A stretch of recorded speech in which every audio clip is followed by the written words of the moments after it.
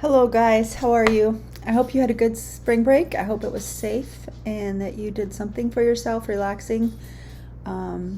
Ideally you got to go away in sunshine, but if not, maybe you got to do something fun. So I hope so.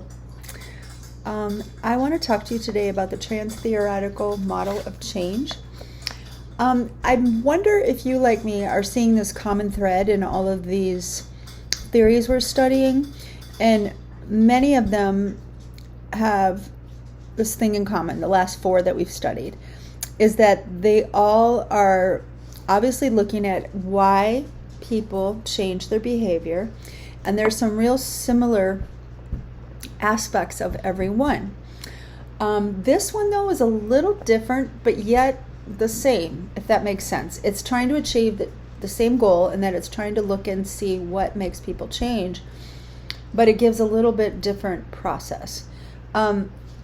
This has been really enlightening for me this week because I am trying to make a behavior change, and it is my sugar intake.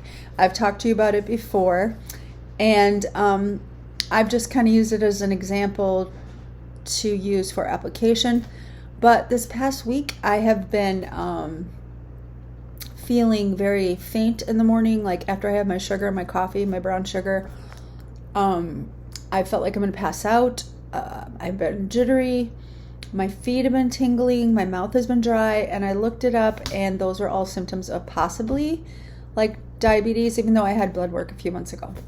Anyway, I'm saying all that to say this. I decided that it's time.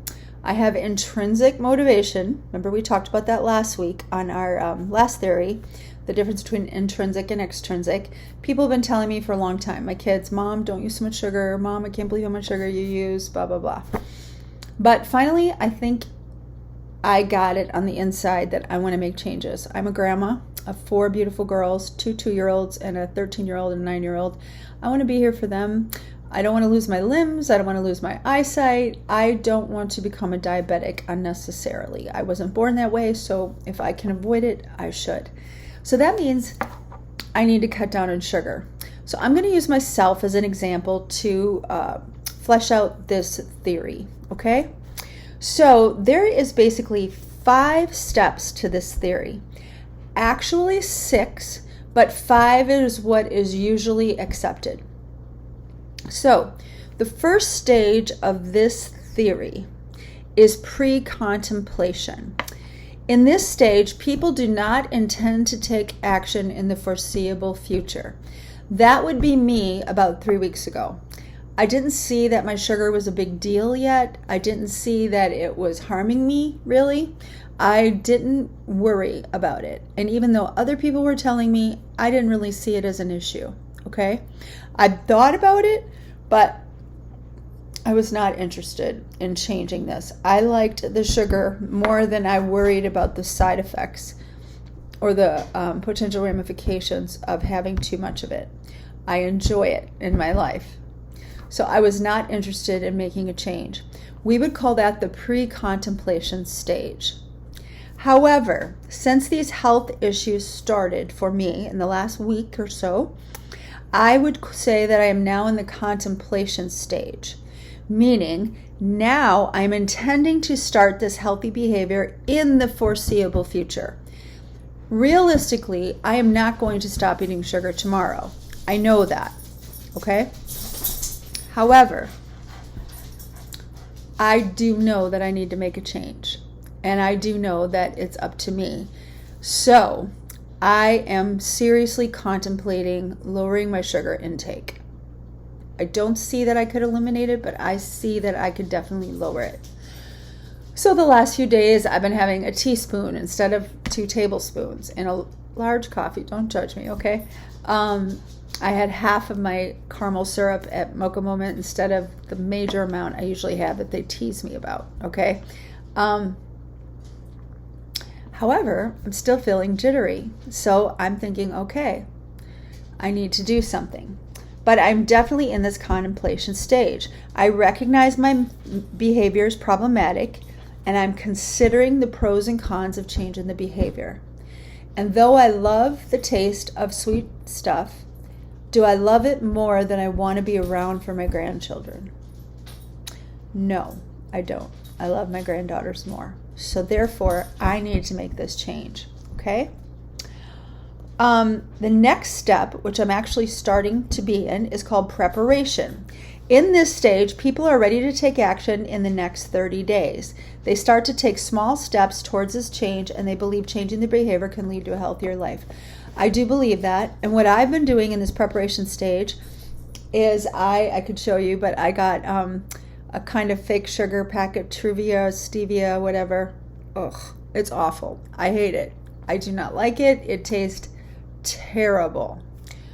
So then I went to TJ Maxx and I got all of this skinny syrup, which is vanilla or caramel. I got a bottle of both. Not bad. I tried that this morning. It wasn't awful. Maybe I could get used to it. I think the key is not putting too much, because the zero sugar stuff, if you put too much, it tastes weird too.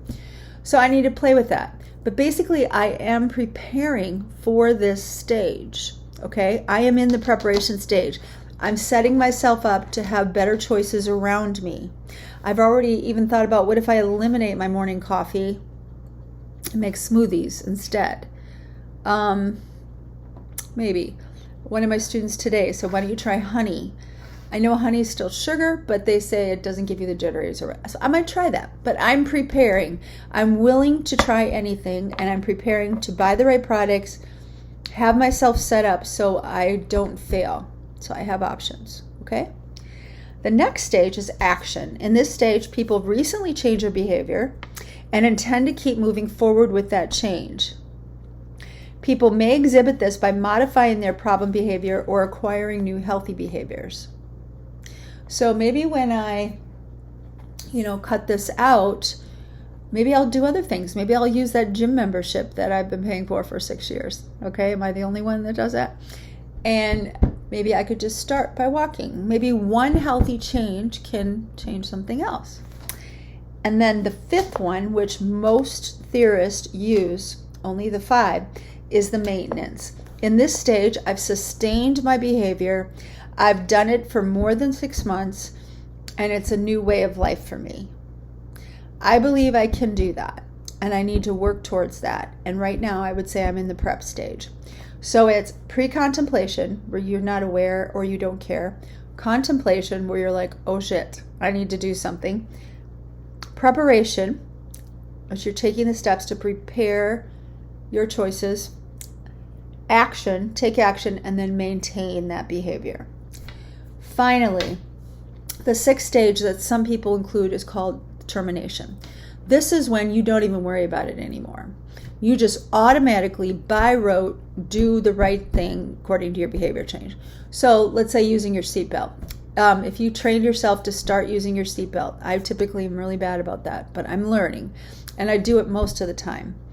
But I try to maintain that. But if I never worried about it again and I just automatically did it because I built in such a habit, it would basically be a termination stage, and that I no longer need to worry about it. Does that make sense? In the termination stage, people have no desire to return to their unhealthy behavior. So they don't even want to. It's not even a temptation. Okay? That would be awesome if I could just snap my fingers and do that. On that note, I would like to I was thinking today, this is why, what do you call that? I can't believe it's escaping me. When on January 1st, New Year's resolutions. This is why in the beginning of December, what is my New Year's resolution going to be? I'm going to do this, I'm going to do this, I'm going to do this. Guess what? They almost always fail. Because we didn't take into account, we tried to go from point A, maybe I should make a change, to B, I'm doing it, I'm done, it's over. No, it usually doesn't work that way. Very rarely does it work that way. So there's normally this process that it goes through. Okay? You become aware, then you think about it, then you consider making the change, then you say, yeah, I can do this, I should do this, then you prepare to do it, then you take action, and then you maintain it, and then eventually it's not a temptation. Does that make sense? And that type of change will stick farther than something you're just thinking, oh, I should do this thing, and go from here to here. Okay? Also, when it comes to your health campaign, if you were going to use this theory to inform your health campaign, let's say it's a campaign that you're tackling a problem that some people think is not a problem. It's not a problem. Their attitude about it is like, it's not even an issue. So your first goal would be to show them how it is an issue, and then help them to move from pre-contemplation, where it's not a problem, to contemplation. Oh, maybe I need to fix that. Okay? So then who is your target audience, and what is the stages that you think they're in when it comes to your health campaign? Okay? This does have some limitations. I'm going to ask you to look them up for a quiz. Let me see, what else? Yeah. So there's some really good information in this module regarding this theory. There's a part where it says helping the patient who's stuck. The goal for patients in the pre-contemplation stage is to begin thinking about changing a behavior. The task for a physician is to empathetically engage patients in embracing change. Okay? I think for me, what someone said to me, you don't want to lose your feet. You don't want to lose your eyesight. You don't want to become a diabetic. Think about the ramifications of that. It was like, ooh, you're right. I don't want that. So, that is why I decided to make this, okay? Another thing to think about is how important it is for doctors to ask the right questions when they're interviewing a patient, and ask them in a way that it's motivating. And that's actually something called motivational interviewing. So you might ask a patient, what do you want your life to look like when you're approaching 60? I'll be 60 in 2 years. What do I want to look like? What does I want my body shape to be in? How do I foresee my future if I keep going this way? Ooh, it might not be good. And if a physician was to talk to me like that, I probably would pay attention. So motivational interviewing would be helpful. What keeps you, Kathy, from changing your behavior? Oh, well, I really like sugar. Well, do you think you could find a substitute that you would be happy with? Is that something you'd be interested in? Yeah, maybe I would. And do you see how that motivational interviewing fosters my own intrinsic motivation? So, all right, I just wanted to say one last thing. This next week, your outline is due for your health analysis paper. I'm just looking at your health campaign analysis. This is the paper that you're writing that's due at the end of the semester, where you've analyzed a campaign, and I'm asking you to give me a really slim outline of what you're looking at, of what your paper looks like. All right? Thank you so much. I will talk to you soon. There's not a quiz this week because the final quiz will be in a couple weeks after our last theory. So bless you. Talk to you soon. Bye-bye.